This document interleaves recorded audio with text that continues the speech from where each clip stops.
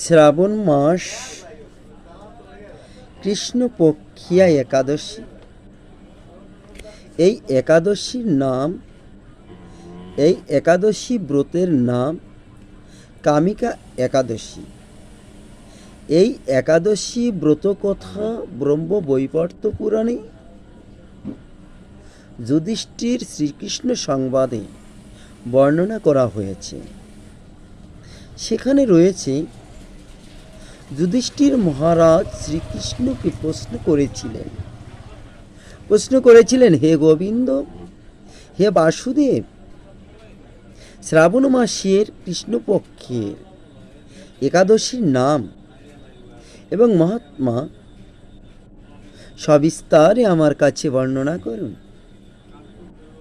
আমি আপনার মুখে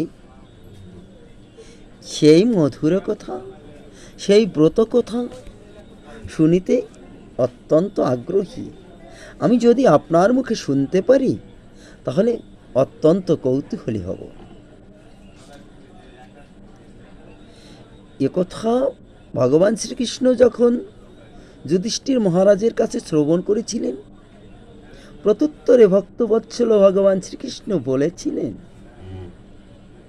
কি বলেছিলেন?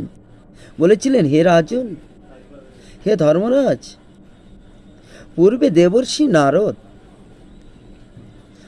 দেবর্ষি নারদ প্রজাপতি ব্রহ্মাকে এই প্রশ্ন করেছিলেন। নারদ প্রশ্ন করেছিলেন এবং ব্রহ্মা যে উত্তর দিয়েছিলেন, আমি সেই কথাই আপনার কাছে সবিস্তারে বর্ণনা করব। আপনি আমার কথাগুলো, অর্থাৎ ব্রহ্মার কথাগুলো আমি ব্যক্ত করছি, আপনি এই কথাগুলো মনোযোগ সহকারে শ্রবণ করুন। ভগবান শ্রীকৃষ্ণ বললেন, এক সময় ব্রহ্মার কাছে ভক্ত শ্রেষ্ঠ নারদ, এক সময় প্রজাপতি ব্রহ্মার কাছে ভক্ত শ্রেষ্ঠ নারদ মুনি জিজ্ঞাসা করেছিলেন, হে ভগবান, শ্রাবণ মাসের কৃষ্ণপক্ষী একাদশীর নাম কি এবং এর আরাধ্য দেবতা হবে কে, এবং সে ব্রতের বিধি কীরকম এবং কিভাবে এই ব্রত পালন করা হয় এবং এই ব্রতের পুণ্য ফল কি বা লাভ হয়, এটা আমার জানতে অতীব ইচ্ছা করে। আমি জানিতে অতীব আগ্রহী। আপনি কৃপা করে আমাকে তা জানালে আমার জীবন ধন্য হবে।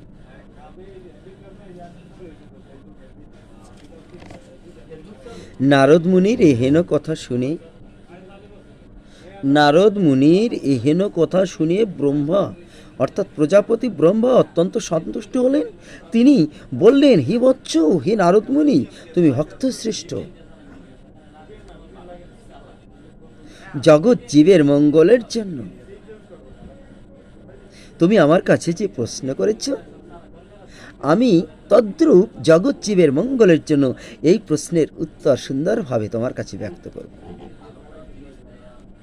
তুমি সে কথা মনোযোগ সহকারে শ্রবণ করো। ভগবান শ্রীকৃষ্ণ তখন বলেছিলেন, হে নারদ, শ্রাবণ মাসের কৃষ্ণপক্ষী একাদশী, এই একাদশীর নাম হচ্ছে কামিকা একাদশী। এই কামিকা একাদশী নামেই এই ব্রত জগতে প্রসিদ্ধ বা বিখ্যাত। এই একাদশীর মাহাত্ম্য শ্রবণে কি হয় জানো নারদ?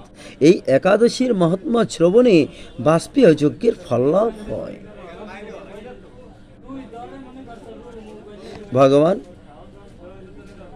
ভগবান শ্রীহরির পূজা অর্চনায় অপরিমিত পূর্ণ ফল প্রদান করে।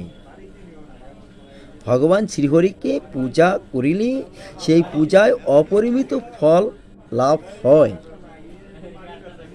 আর গঙ্গা গোদাবরী কাশী নৈমিষারণ্য পুষ্কর, গঙ্গা গোদাবরী কাশী নৈমিষারণ্য পুষ্কর ইত্যাদি তীর্থ দর্শনে সমস্ত ফল একমাত্র কৃষ্ণ পূজার মাধ্যমে কোটিগুণ লাভ করা যায়।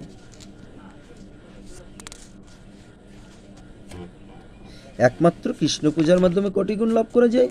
আর একাদশী ব্রত পালন করলে কৃষ্ণ পূজা হয়ে যায়। ভূমিদানের ফলে, কোনো রাজার ভূমিদানের ফল, কোনো বড় লোকের দুগ্ধবতী গামিদানের ফল, আর ব্রতকামীর, যারা ব্রত পালন করে এই ব্রতকামীর কামিকা একাদশীর ফল এক নয়। ভূমিদানের ফল, গোদানের ফল, দুগ্ধবতী গাবিদানের ফল এবং তার থেকেও শ্রেষ্ঠ এই কামিকা একাদশী। এই সংসার মাঝে জন্মগ্রহণ করে যারা পাপ পুণ্য সাগরে নিমগ্ন, এই ব্রতই তাদের উদ্ধারের একমাত্র সহজ উপায়।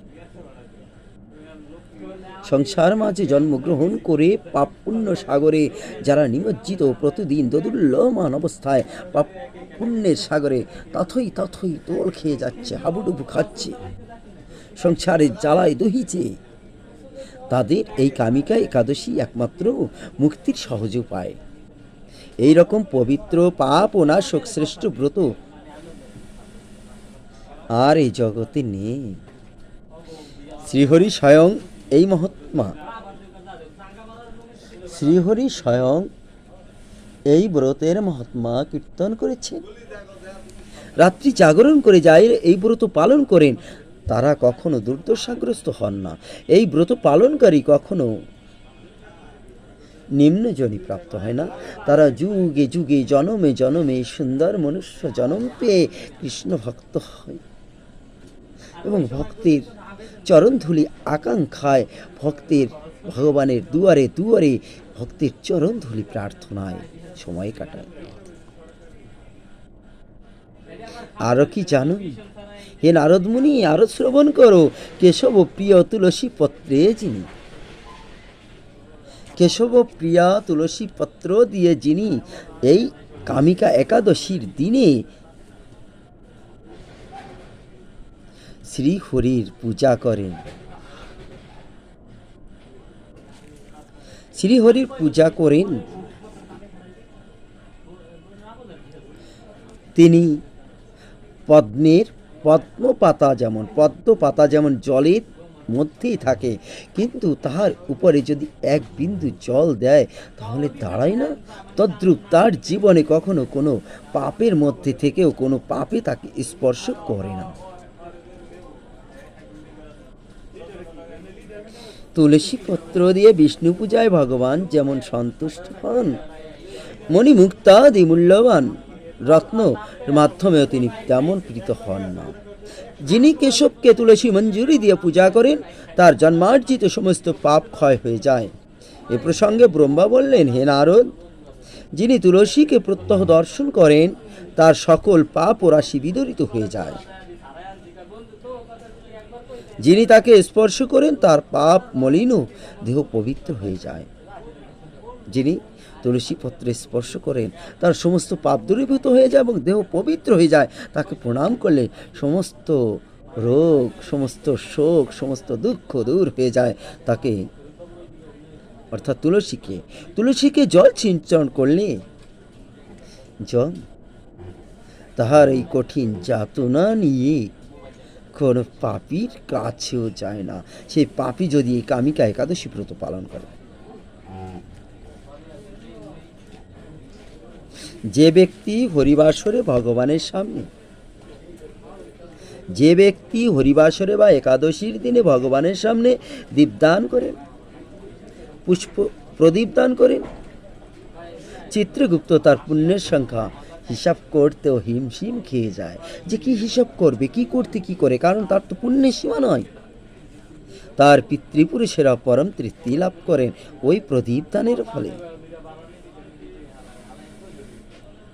শ্রীকৃষ্ণ বললেন, হে মহারাজ, হে ধর্মরাজ, আমি আপনার কাছে সর্বপাপ ও হারিণী কামিকা একাদশীর মাহাত্ম্য বর্ণনা করলাম। অতএব যিনি ব্রহ্মহত্মা